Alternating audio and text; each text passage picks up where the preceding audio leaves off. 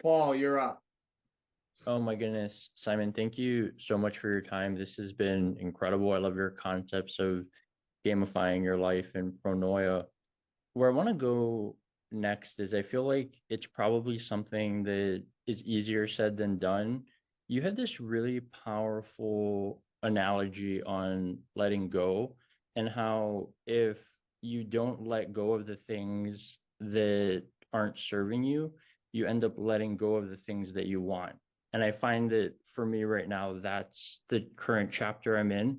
I would love to know what was the most challenging thing you've had to let go, and what was the most valuable lesson that you've learned from it? Great question there, Paul. Just to kind of repeat the statement I think you're referring to, just for the benefit of the rest of those joining us. So I think the statement you're referring to was, if you don't let go of the thoughts holding you back, what you let go of is what you want. If you don't let go of the thoughts holding you back from what you want is what you let go of. So I think that's what you're referring to, Paul. Uh, so the hardest thing for me to let go of, if I look back at the journey, have been friends that no longer I think get the journey I'm on, and that was tough because you go through college, you go through your early period of adulthood, and you've built certain friends through those phases of your life, and then you go through your own personal evolution.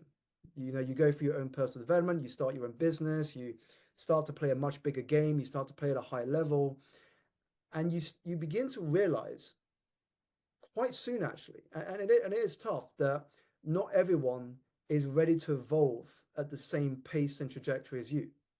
And so you do have to let go of some of those friends that you've built in order to make space for people at that next level.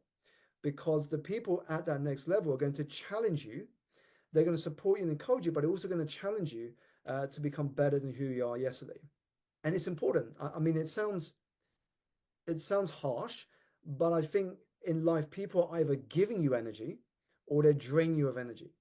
And you have to be very mindful as to which of those you're spending most time with. Now, I'm not saying I eliminate or let go of all of them. I still keep in touch with a few close friends, but it was tough because I got into periods where I would catch up with some of these old friends, but very often, time and time again, I found there was less and less in common. And I don't know if you relate to this as well, but I didn't want to be that person always being the center of attention where you kind of go around the circle and everyone's saying, oh, I'm same old, I'm still trying to get that promotion or I'm still fighting for this. And it's like, yeah, so Simon, it sounds like you've been doing a lot of amazing things. Tell us about what you've been up to. And I didn't want to be that person just dominating the conversation. I wanted to be that sponge that wanted to learn from other people as well. I wanted to kind of be inspired as well. And I realized I had to shift my environments to put myself into rooms that I was uncomfortable in, because that's where the growth was going to happen. And I found that to be true. I shared in the book, if you read the book on Electrify Your Environment, I went to a mastermind group that was completely out of my comfort zone. I mean, these were people that had built billion-dollar businesses, and I was there. The first time I went to this particular mastermind group, I was still in a full-time job. I was thinking about quitting. I was planning this stuff on the side, and I went there and I felt completely out of my depth. These people introduced themselves at the beginning, and I was just scared about how I was going to introduce myself because I had nothing compared to what they were introducing themselves with. But what I realized is that within the next week, I had done more to move myself forward than I'd done in the previous 3 years. And the reason was because the habits that I aspired to embrace on a daily basis, these habits were their normal. They were doing this as if it was something they'd been accustomed to for so long. So I think that was the toughest thing I had to let go of, Paul, in terms of the journey to where I am today. And it's tough because you've known some of these people for a while, but you've got limited time. You can't give all your time away if you want to move to that next level. You're going to be mindful of how you're giving your time away. And then can you remind me of the second question again, Paul?